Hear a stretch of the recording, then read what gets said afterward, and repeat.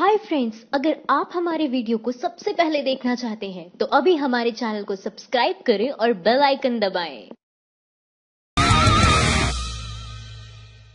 बाप डोभाल टैक्स चोरी के बहाने नोटबंदी करवाता है और बेटा डोभाल फर्जी कंपनी चलाता है। यह डी कंपनी है। डी कंपनी का अर्थ अभी तक दाऊद इब्राहिम का गैंग ही होता था, लेकिन भारत में एक और डी कंपनी आ गई है। राष्ट्रीय सुरक्षा सलाहकार अजीत डोभाल और उनके बेटों विवेक और शौर्य के कारनामों को उजागर करने वाली कैरवा पत्रिका की रिपोर्ट में यही शीर्षक दिया गया है। 2 साल पहले हिंदी के चैनल दाऊद को भारत लाने के कई प्रोपेगेंडा प्रोग्राम करते थे। उनमें डोभाल को नायक की तरह पेश किया जाता था। किसने सोचा होगा कि जज लोया की मौत पर 27 रिपोर्ट छापने वाली कैरवा पत्रिका 2019 की जनवरी में डोभाल को डी कंपनी का तमगा दे देगी।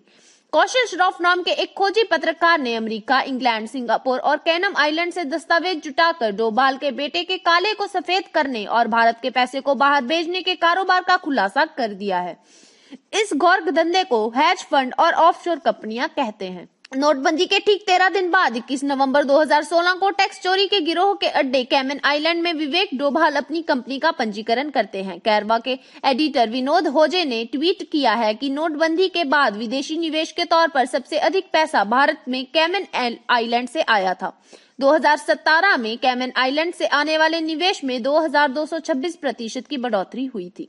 राष्ट्रीय सुरक्षा सलाहकार अजीत डोभाल के बेटे विवेक डोभाल भारत के नागरिक नहीं है, इंग्लैंड के नागरिक है और सिंगापुर में रहते हैं और GNY एशिया फंड के निदेशक हैं। कैमन आइलैंड टैक्स चोरी के गिरोह का अड्डा माना जाता है। कौशल श्रॉफ ने लिखा है कि विवेक डोभाल वही हेज फंड का धंधा करते हैं। बीजेपी नेता और राष्ट्रीय सुरक्षा सलाहकार के बेटे शौर्य और विवेक का बिजनेस एक दूसरे से जुड़ा हुआ है। 2011 में अजीत डोभाल ने एक रिपोर्ट लिखी थी कि टैक्स चोरी के अड्डों पर कार्रवाई करनी चाहिए और उनके ही बेटे की कंपनी का नाम हेज फंड और ऐसी जगह पर कंपनी बनाकर कारोबार करने के मामले में सामने आता है। विवेक डोभाल की कंपनी के निदेशक हैं डॉन डब्ल्यू इबेक्स और मोहम्मद अल्ताफ मुस्लियाम। इबेक्स का नाम पैराडाइज पेपर में आ चुका है। ऐसी कई फर्जी कंपनियों के लाखों दस्तावेज जब लीक हुए थे तो इंडियन एक्सप्रेस ने भारत में पैराडाइज पेपर्स के नाम से छापा था। उसके पहले इसी तरह फर्जी कंपनियां बनाकर निवेश के नाम पर पैसे को इधर से उधर करने का गोरख धंधा पनामा प्रेस में के नाम पर छापा गया था।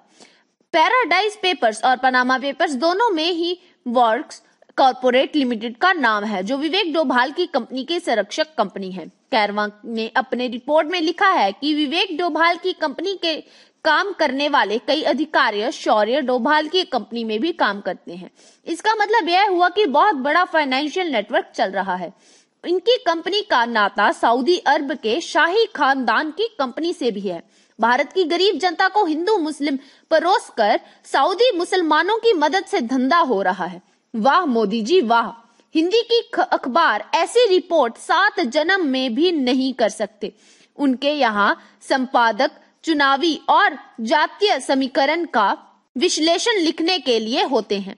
पत्रकारिता के हर छात्रों को कैरवा की इस रिपोर्ट का विशेष अध्ययन करना चाहिए। देखना चाहिए कि राष्ट्रीय सुरक्षा सलाहकार और उनके बेटे का काला धन बनाने का कारखाना पकड़ने के लिए किन किन दस्तावेजों को जुटाया गया है।